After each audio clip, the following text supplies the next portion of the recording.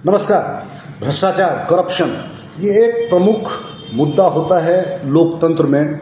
और जहाँ कहीं भी चुनाव हो रहे हों कि जो सरकार है, जो व्यवस्था चला रही है, उसने पारदर्शिता पर कितना काम किया है और जो कॉमन लोग, आम आदमी हैं, उनको कितना कम भ्रष्टाचार का सामना करना पड़ रहा है। और तीसरा भ्रष्टाचार का महत्वपूर्ण पैरामीटर है कि जो गवर्नमेंट एक्सपेंडिचर है, जो सरकार जो खर्चा करती है, उसमें जो वैल्यू है वो कितना जा रहा है और करप्शन में कितना जा रहा है।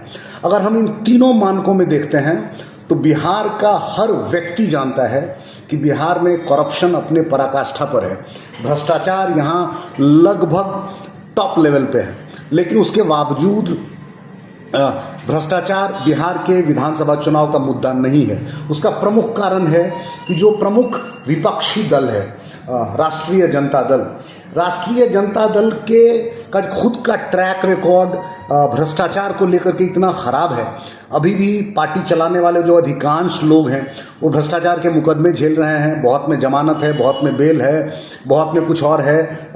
रेलवे से लेके, ज़मीन से लेके, मिट्टी से लेके, और चारा जो है वो फॉडर स्कैम जो है, चलिए उसकी बात नहीं भी करें तो जो क्रेडिबिलिटी है कि भ्रष्टाचार का मुद्दा उठाएगा कौन, तो ये उठाएंगे विपक्ष के लोग जो विपक्ष में हैं। और विपक्ष के लोग कि अपनी क्रेडिबिलिटी इतनी कमज़ोर है भ्रष्टाचार को लेकर के कि वो इस मुद्दे को उठाते ही नहीं हैं। वो गवर्नमेंट में जो व्याप्त करप्शन है, जो लोगों को सामना करना पड़ रहा है, जो ख़राब क्वालिटी का काम हो रहा है, वो सब लोग जान रहे हैं। लेकिन जो जिसको कसौटी पर कसना है, जिस पार्टी को, जिस दल को, जिस संगठन को, उसके पास वो मोरालिटी नहीं है, वो हाई मोरल ही नहीं है कि वो करप्शन की बात कर सके।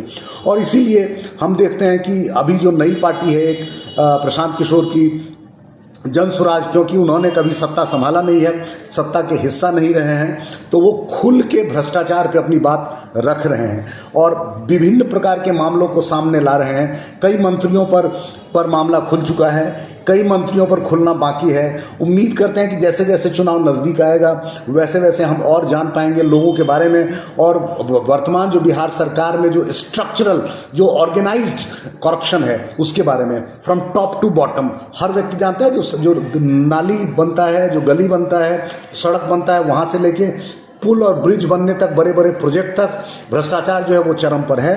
लेकिन अनफॉर्चुनेटली ये हमारे चुनाव का मुद्दा नहीं बन पा रहा है। क्या प्रशांत किशोर भ्रष्टाचार को बिहार के चुनाव का प्रमुख मुद्दा बना पाएंगे? आप बताएं और बिहार के लोग बताएं। धन्यवाद।